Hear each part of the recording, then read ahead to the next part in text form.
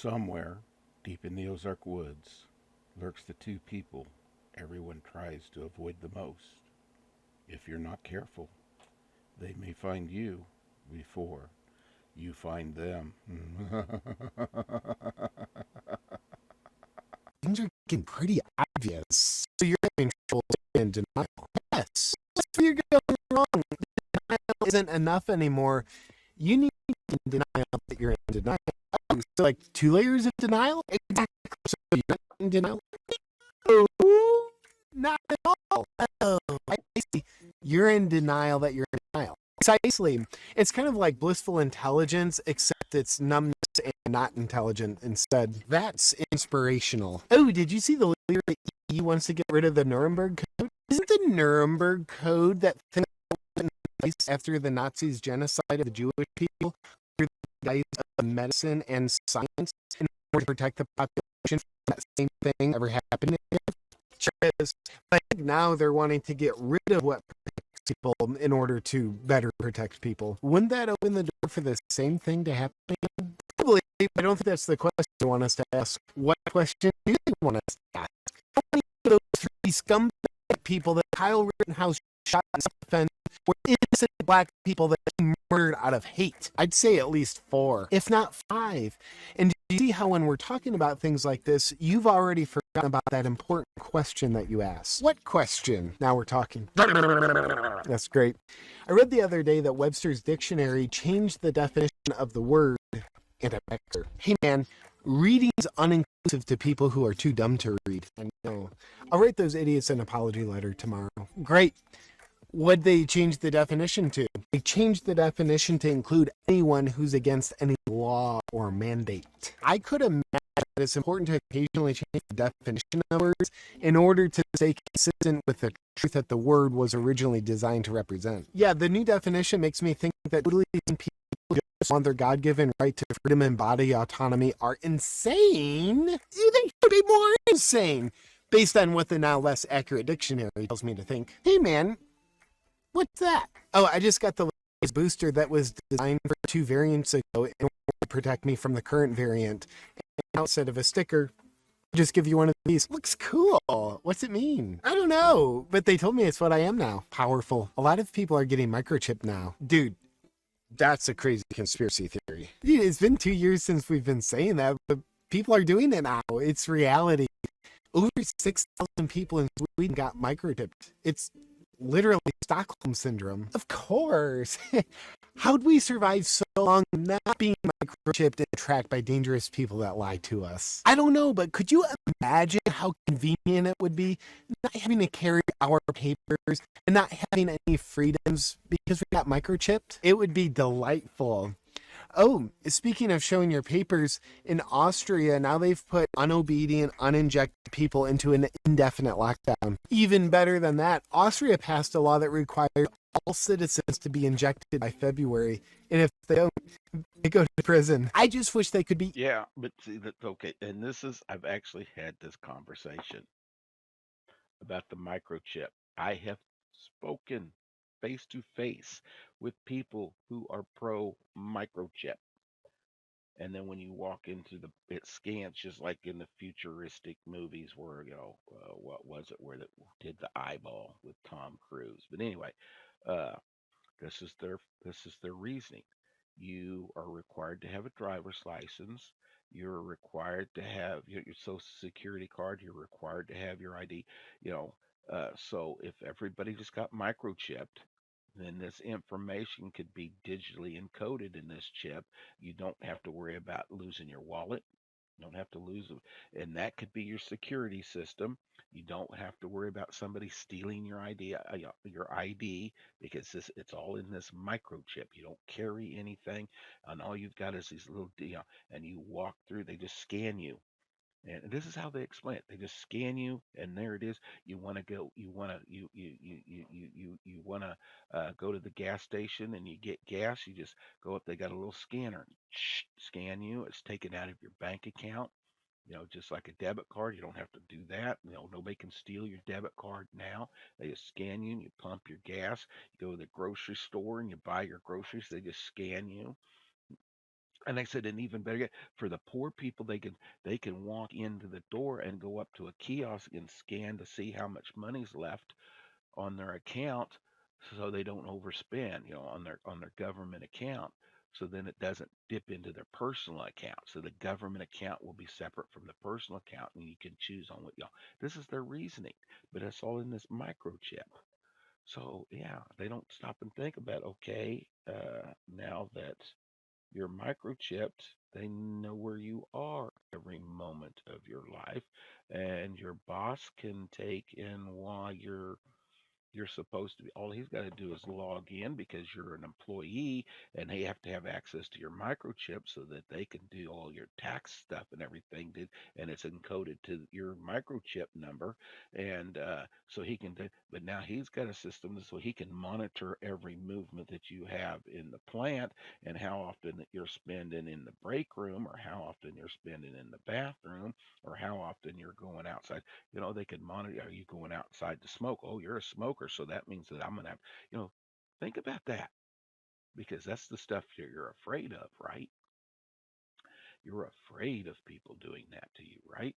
So you're saying the microchip will make you more secure, but it's also going to increase the policing. It's just, mm, think about it. Even more strict and more obvious with what they're really doing. What are they really doing? Well, obviously taking away all resemblance of freedom in order to protect their people from a disease with a very dangerously high rate of survival.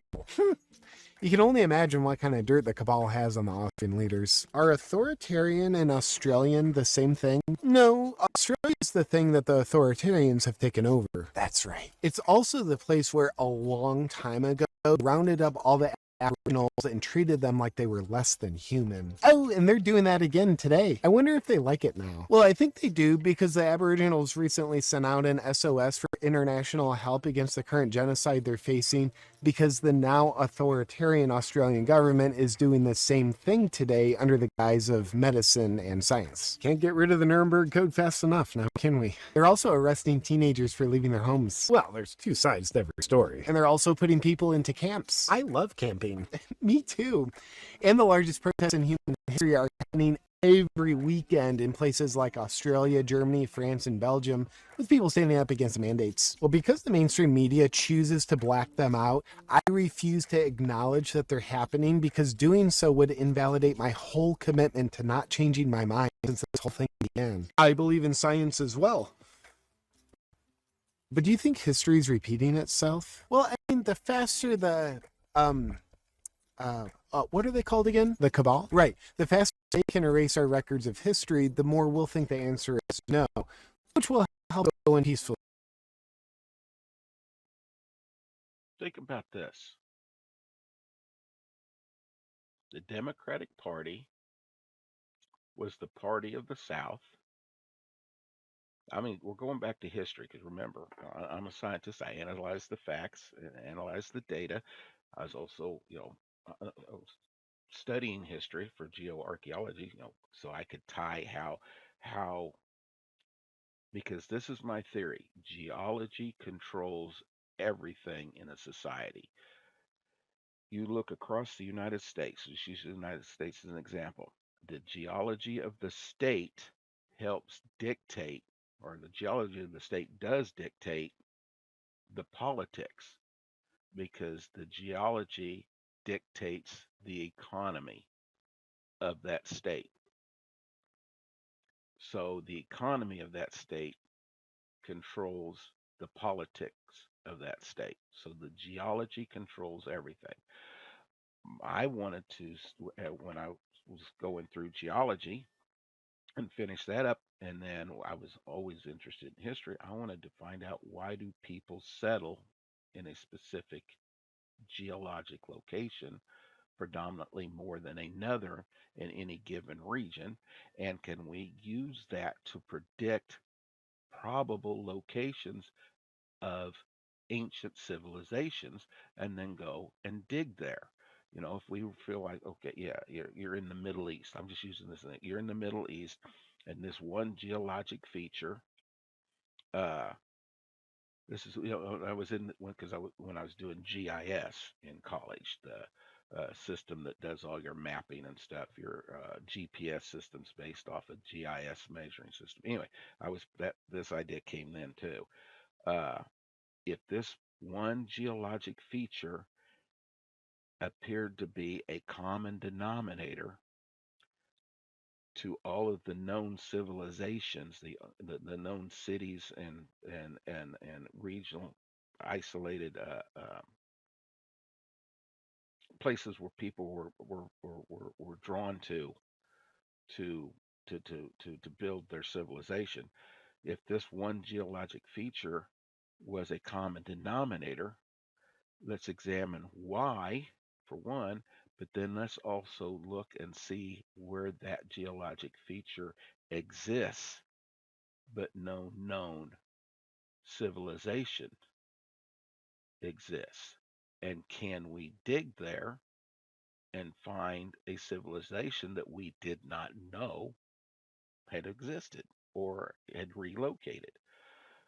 And that was my theory. That was my hypothesis. And that's the reason why I was studying geoarchaeology. And that's what my PhD was going to be in. But to do that, I had to not only study geology, but I had to study history.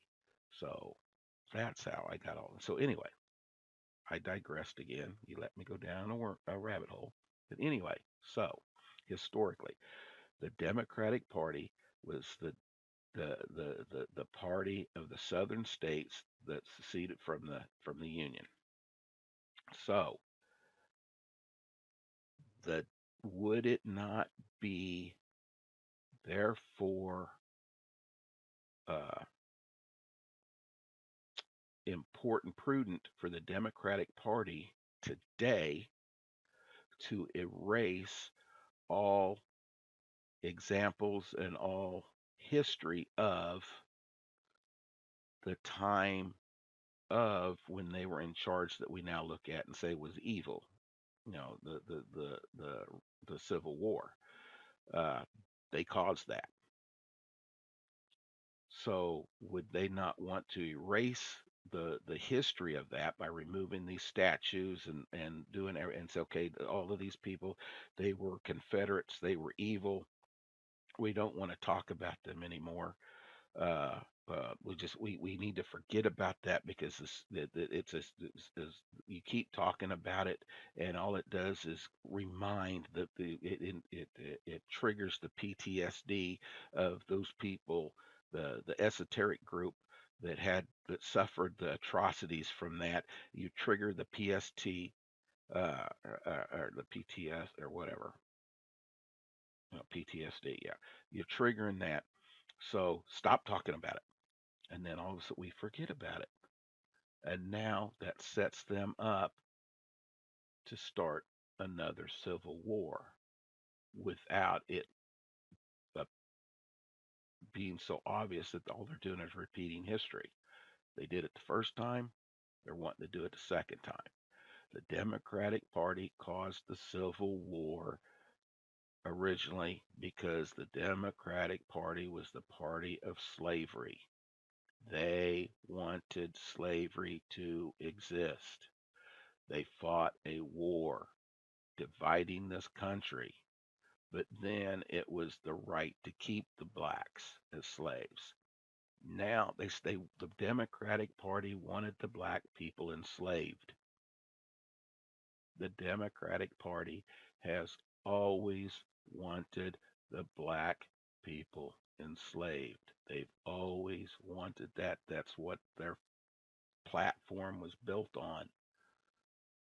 They lost the war. We're saying that the physical enslavement of black people by other people, and it was even enslavement by black people themselves. All they wanted was the group itself to be enslaved.